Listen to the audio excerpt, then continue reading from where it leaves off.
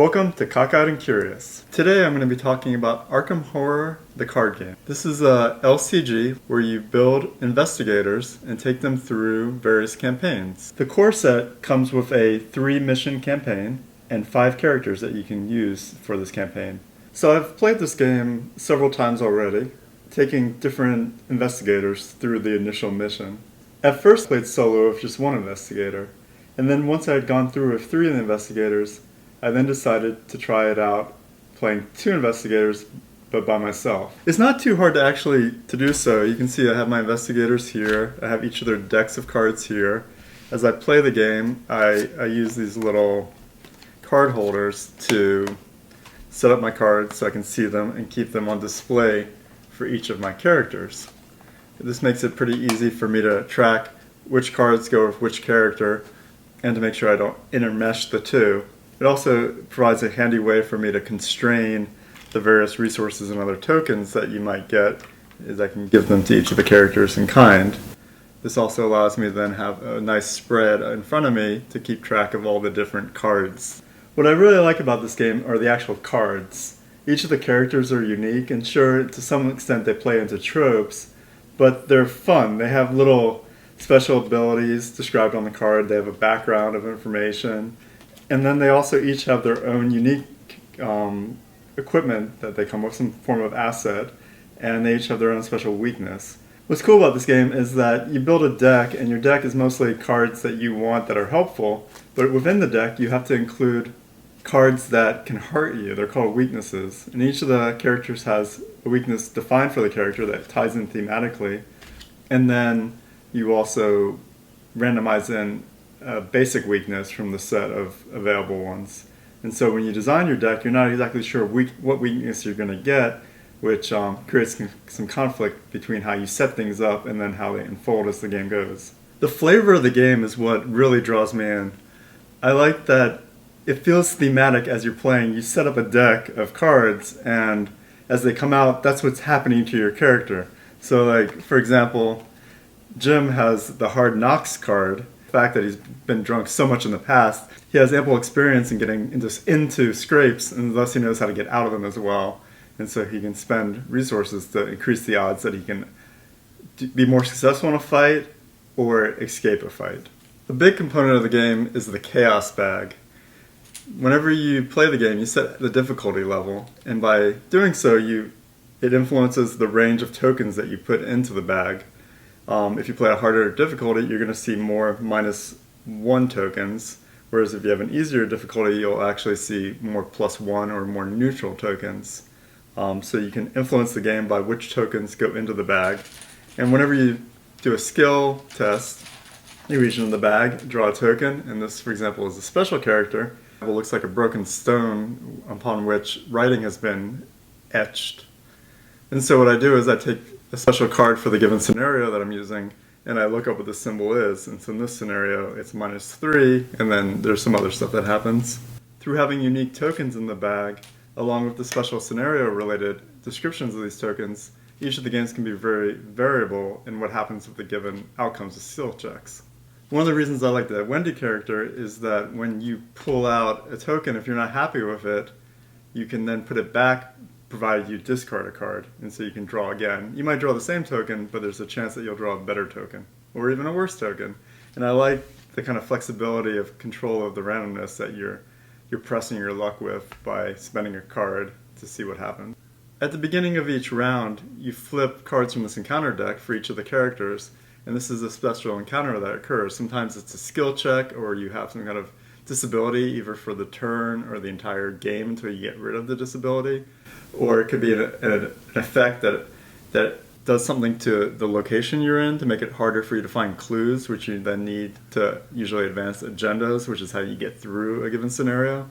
Or maybe a creature that you need to fight in which you'll need to engage with immediately or elude. What I also love about this game is that it's Lovecraft themed. You're in the world of Cthulhu, and sometimes I feel like there's actual evil entities that are overriding my life as I'm trying to play the game. The last time I went through the base scenario, and again I went through each of the scenarios of different characters to get a feel for the game, and I was scrambling away from this ghoulish monster that was just hammering me, to try to get support from an ally that appears in one of the locations.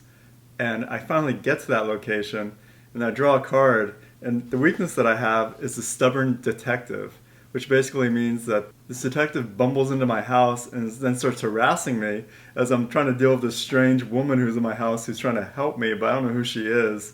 And she's basically ranting on about ghouls and otherworldly monsters, and yet there's this detective that's just finally ready to get me for whatever crime he thinks that I've conducted. And all I want to do is just like get her support and go back and fight the damn ghoul, but now I suddenly have this monstrosity.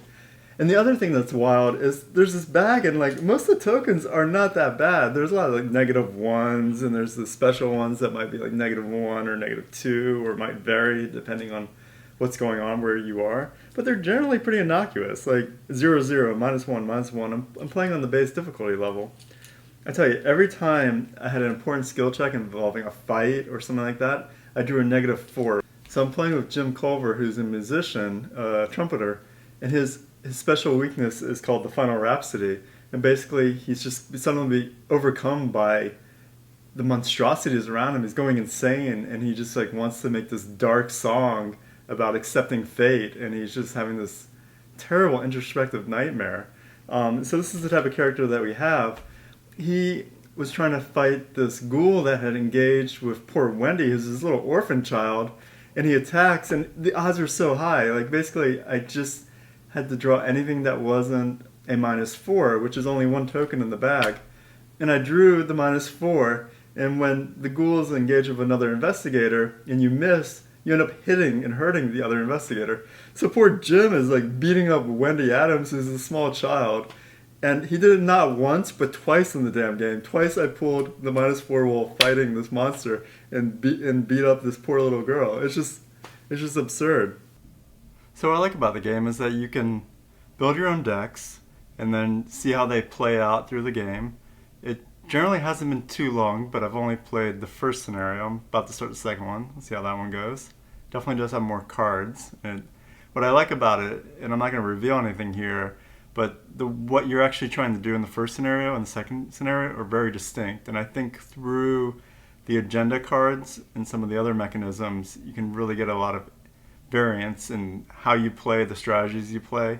And so building a deck that's flexible is going to be interesting. It's not like you can just focus on one thing or another.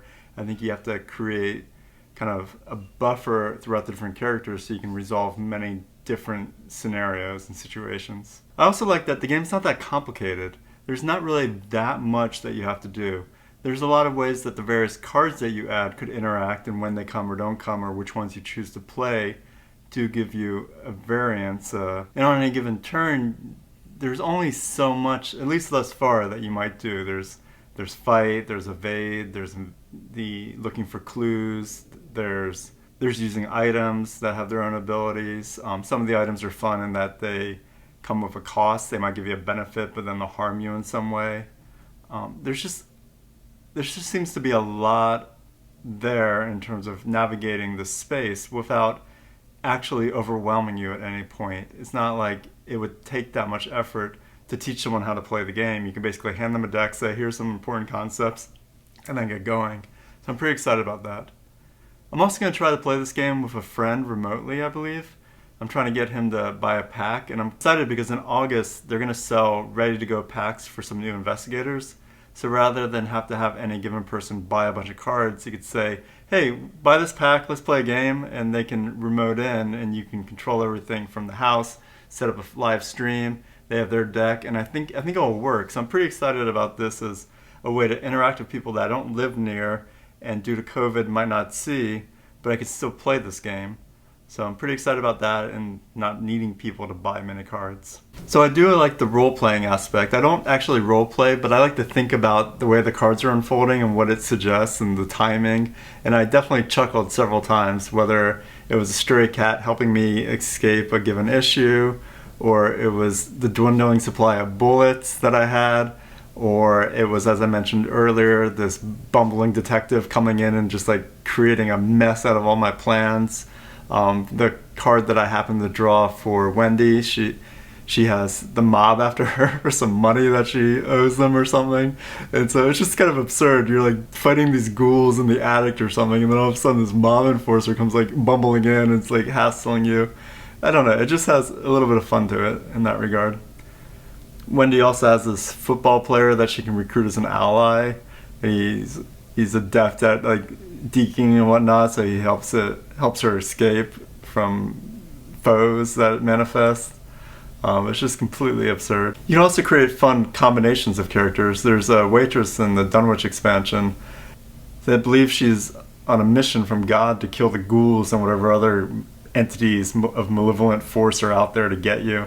And so she's just this religious wingnut. So you can pair her up with the cool jazz musician or the street urchin or the classic PI investigating things who's not quite prepared for all the insanity. He's not well equipped for that. Or there's the scholar who's in search of whatever kind of lore she has, and she has like the Necronomicon holding her back at times, and she's just always there to like pull out a book and cast a spell. So it's a fun game. I'm excited to try to play it with someone, but for now it's been kind of a blast to play on my own. I enjoyed dabbling in the default starter sets just to learn how to play the game, and I just built my first decks. I don't know if they're fully gelling yet, but I'm excited because after you finish a mission you get some experience points, which lets you build up new cards. You can substitute out cards for new ones by paying costs. Some of the cards are more powerful you can get access to, so I'm excited to see how that will fine-tune the deck. I'm really intrigued to see how the scenario goes. There's new locations, you discover things about the locations, and yeah, it's a good game. I recommend it.